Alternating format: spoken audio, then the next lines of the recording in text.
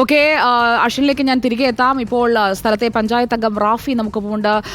റാഫി, ഒരുപാട് വിഷമം ഉണ്ടാക്കുന്ന ഒരു കാഴ്ചയാണ് ഇപ്പോൾ മടവൂരിൽ നമ്മുടെ മുന്നിൽ വന്ന് പെടുന്നത്.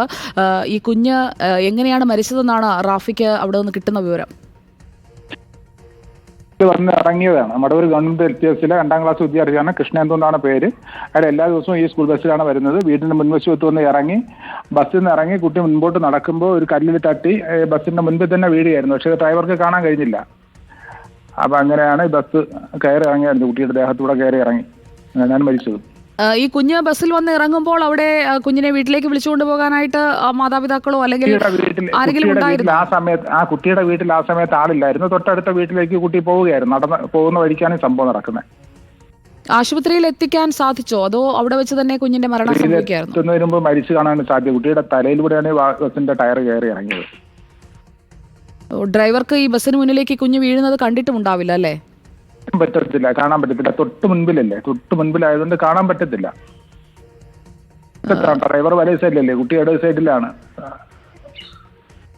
ഇപ്പോൾ കുഞ്ഞിന്റെ മൃതദേഹം ഇപ്പോൾ ആശുപത്രിയിലാണോ, പാരിപ്പള്ളിയിലാണോ? അതെ അതെ അതെ അതെ മെഡിക്കോളേജിലാണ്. പാരിപ്പള്ളി മെഡിക്കൽ കോളേജിലേക്ക് മാറ്റിയല്ലേ? അതെ അതെ.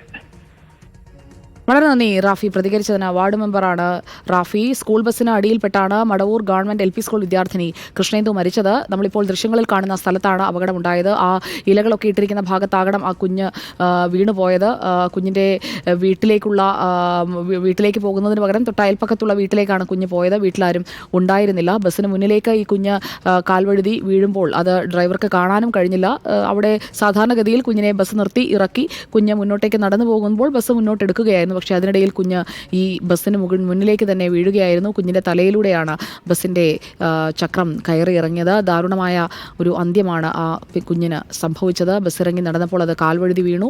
തലയിലൂടെ താൻ വന്ന അതേ ബസ് കയറി ഇറങ്ങുകയായിരുന്നു. ഇപ്പോൾ പാരിപ്പള്ളി മെഡിക്കൽ കോളേജ് ആശുപത്രിയിലേക്ക് കുഞ്ഞിൻ്റെ മൃതദേഹം മാറ്റിയിരിക്കുകയാണ്. കൃഷ്ണേന്ദുവാണ് മരിച്ചത്. അഷൻഡിയാഗോ നമുക്കൊപ്പം തുടരുന്നുണ്ട്. അഷൻഡിയാഗോ, ഇപ്പോൾ വാർഡ് മെമ്പർ റാഫിയുമായി നമ്മൾ സംസാരിച്ചു. ഈ ബസ് ഇറങ്ങി മുന്നോട്ടേക്ക് നടക്കുകയായിരുന്നു. ഈ കുഞ്ഞ് വീണത് ആരും കണ്ടില്ല. ബസ് മുന്നോട്ടേക്ക് എടുത്തപ്പോൾ ആ കുഞ്ഞിൻ്റെ തലയിലൂടെ ബസ്സിൻ്റെ ചക്രങ്ങൾ കയറി ഇറങ്ങി. അപ്പോൾ തന്നെ അവളുടെ മരണം സംഭവിക്കുകയായിരുന്നു എന്നാണ് വാർഡ് മെമ്പർ പറഞ്ഞത്. ഈ കുഞ്ഞിനെ ഇപ്പോൾ കുഞ്ഞിൻ്റെ മൃതദേഹം പാരിപ്പള്ളിയിലേക്ക് കൊണ്ടുപോയി എന്നാണ് വാർഡ് മെമ്പർ സൂചിപ്പിക്കുന്നത്. നമുക്ക് കിട്ടുന്ന വിവരങ്ങൾ എന്താണ് അശ്വിൻ?